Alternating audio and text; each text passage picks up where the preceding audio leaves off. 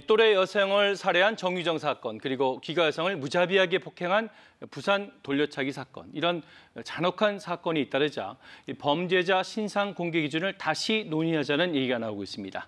사회부 이유민 기자와 이야기 나눠보겠습니다.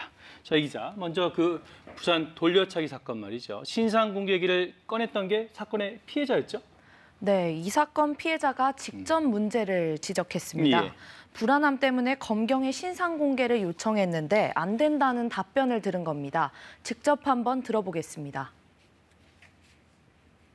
피고인이 돼버려서 자기들은 권한이 없대요. 그래서 지방검찰청에 청원을 넣었더니 지금은 2심을 재판 중이라 안 된대요. 방금 그 피해자 얘기로는 피고인이라서 안 된다는 건데, 피고인이면 왜 안 된다는 겁니까? 네, 이유를 짚어보면요. 경찰 단계에서 피고인이라 안 된다는 거는 피의자 신상 공개 제도를 말하는 겁니다. 현재 수사 단계에선 각 지방경찰청에 소속된 신상공개 심의위원회가 피의자의 얼굴과 이름 그리고 나이를 공개할 수 있습니다. 예. 모든 범죄가 다 되는 건 아니고요. 수법이 잔인하고 중대한 피해가 발생한 특정 강력범죄, 증거가 충분한 경우, 그리고 알 권리 보장이나 범죄 예방을 위해 필요한 경우, 그리고 피의자가 청소년이 아닌 경우, 이렇게 4가지가 요건입니다. 돌려차기 사건은 수사 단계에서는 이 요건에 해당하지 않았고요. 4가지 해당되지 않았다. 네네. 예. 항소심 재판 중엔 혐의가 강간살인미수로 바뀌어서 범죄 성격으로는 대상이 됐지만 이미 재판 중이라 경찰이 결정할 수 없게 된 겁니다. 예, 아까 또 그 피해자 얘기 중에 2심이라서 안 된다 이렇게 얘기했죠. 그건 또 무슨 의미입니까? 네, 이건 재판 단계에서 내려지는 법원의 신상공개 명령을 말한 겁니다. 법원의 명령. 네. 예. 실형 이상이 선고되는 성범죄자에 대해서는 법원이 판결 선고를 하면서 성범죄자 알림이의 얼굴과 이름, 나이, 신체 사항, 주소, 범죄 사실 등을 공개하라는 명령을 내릴 수 있습니다. 예. 이렇게 공개하는 건 성범죄자만 대상이고 법원 판결이기 때문에 최종심에서 확정이 돼야 집행이 가능합니다. 자, 그렇군요. 그래서 그 법률적으로는 그럴 수도 있겠다 뭐 이런 생각이 들기도 하는데 더 중요한 게 또 얼마나 상식적이냐는 문제 아닐까요? 네, 그렇습니다. 법원의 신상공개 기준을 놓고는 크게 2가지가 논란이 됐는데요. 예. 현행 제도로는 경찰과 대법원만 신상공개가 가능하냐, 검찰이나 1, 2심 법원은 왜 안 되냐 하는 겁니다. 예, 형평성 문제 좀 생기네요. 네, 맞습니다.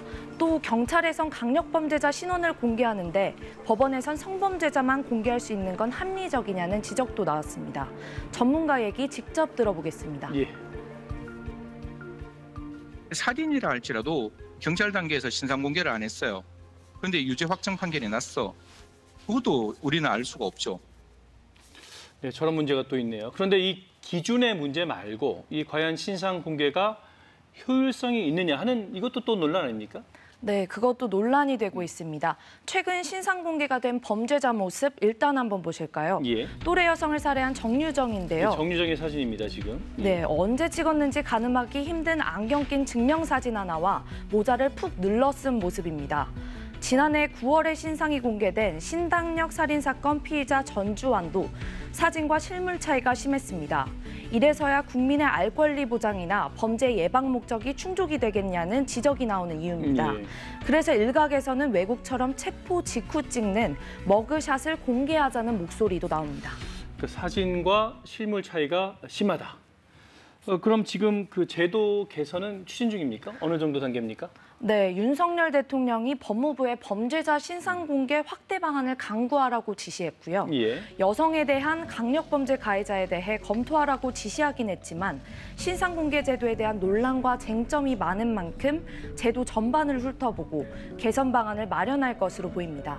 한동훈 법무부 장관의 설명 들어보겠습니다.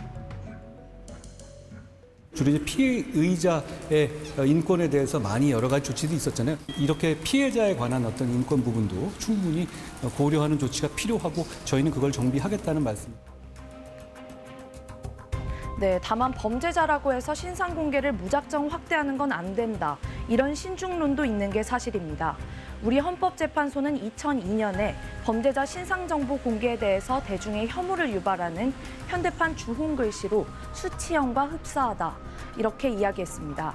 원칙과 기준 없이 확대하면 인간 존엄성에 대한 불감증을 만연시킬 수 있다고 우려를 밝히기도 했습니다. 네, 오늘 여기까지 듣겠습니다. 사회부 이유민 기자였습니다.